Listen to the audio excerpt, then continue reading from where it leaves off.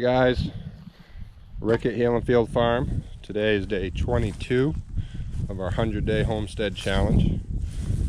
Sarah did pick up a burn barrel yesterday, so we got that going. And my son Tristan is manning the barrel today. We're just burning up a little bit of brush piles from where we cleaned out in the barn and some of the scrap wood that we have left over from all the projects we've been doing. We got the hose set up from the spring just in case, but everything's still pretty wet from all the rain we got the other day, so I'm not really worried. And we're not having a big fire, just a little at a time, no rush. And then she also picked up a water barrel, and she's going to pick up a couple more next week. We could only fit so many in the vehicle, so this one is going to be for the greenhouse, and we're going to build a stand down there and rest this up, and then we'll fill it. Probably once a week will be enough to water what we need in the greenhouse, and then we're going to get a couple more and set up for the garden area, because we do have water coming out of the spring, but at the same time it's kind of tough to get it ran all the way down there with decent pressure. And this way we could fill it up once a week or so and have all the water we need, and then we'll have a little reserve in the event that we have a drought. We'll still have some water reserves. So not sure if we'll build the base for that today. I am going to get going on the door for the chicken run. I did get everything stapled up really good yesterday, so we're in good shape. So we're going to get that framed up, and then Sarah went to grab hinges, and we'll get the door attached, and we should be good to go. The only other thing with this water barrel is it's white, and sunlight can get in there, and we don't want that because that will help build algae in the water. So we are at some point going to need to paint this probably black, because you don't want algae in the water, especially with your plants. So we will get this all cleaned up, and it had coffee grinds in it.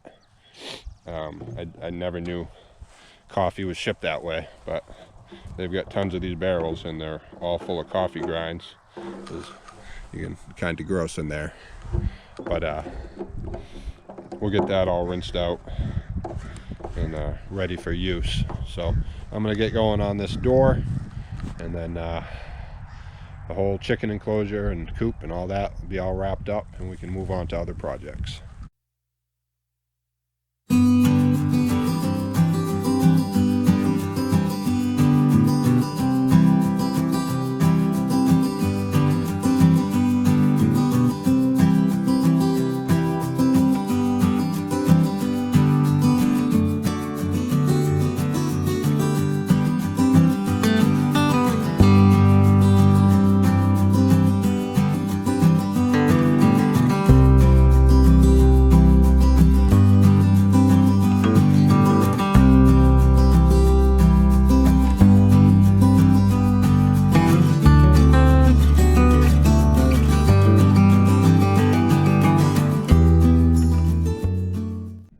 So the door is done and it's hung, and it works good. Just a couple hook eyes, keep it shut,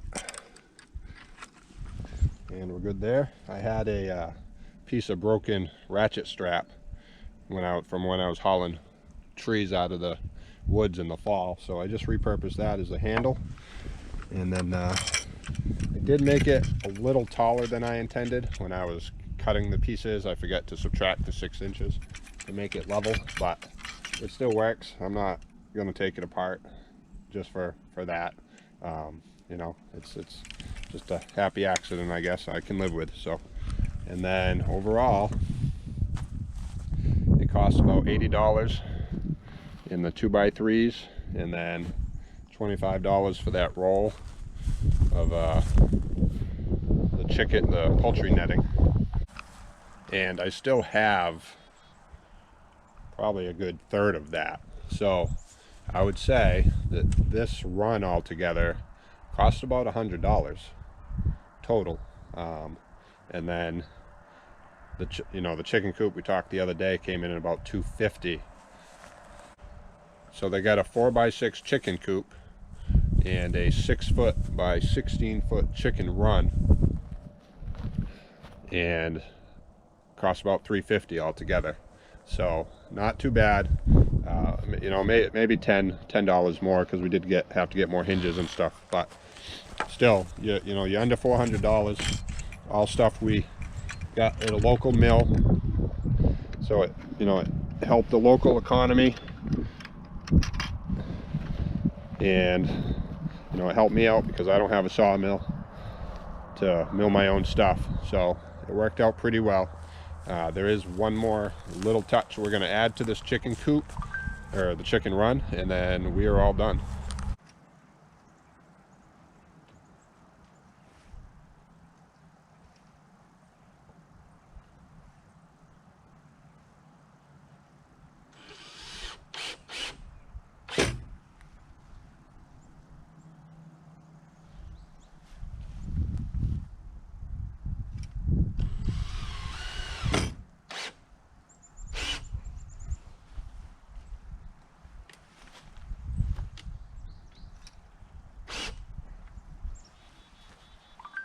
Okay, so that was the last touch. This is our little chicken addition.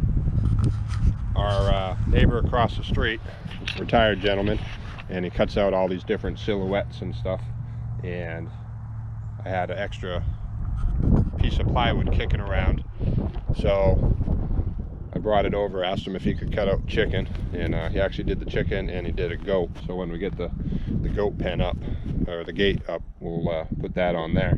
So, and then I had my son spray paint this morning.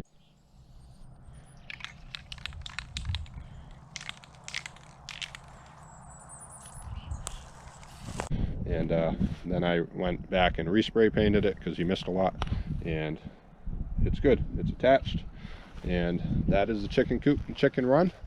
And we can move on to other projects for other animals, because we do have pigs coming, so I need to get that pen up and their shelter put up, and get the gate up for the goat pen still, and we'll probably build a rabbit hutch at some point, and then we're gonna have to get going on the barn here pretty quick too. So this is day 22 of our 100-day homestead challenge. I'm still gonna putter around working on some other stuff today, and I'll update you guys with that tomorrow. Our 16-month-old granddaughter is coming over today for her very first Easter egg hunt, so we're looking forward to that, and we're going to do that with her, and that's about it. So we hope you guys have a good Easter, and we will see you tomorrow. Oh, and one more thing. So starting next Sunday, Sarah's gonna start putting up videos every Sunday, and we're gonna call them Sarah Sundays. And what she's going to do is show how to make different things, like laundry detergent, lotions, soaps, stuff like that. So she's going to start doing those videos, and we're going to post those up every Sunday. We're not going to share them on all the social media pages and sites that we've been doing, only because we don't want to overly spam everything. So if you want to check those out, please make sure you subscribe, so you'll get notified and you'll be able to catch those. We're not going to put those on Facebook or Twitter or anything like that. So other than that, guys, thanks for watching, and have a good day, have a good Easter, and we'll see you tomorrow.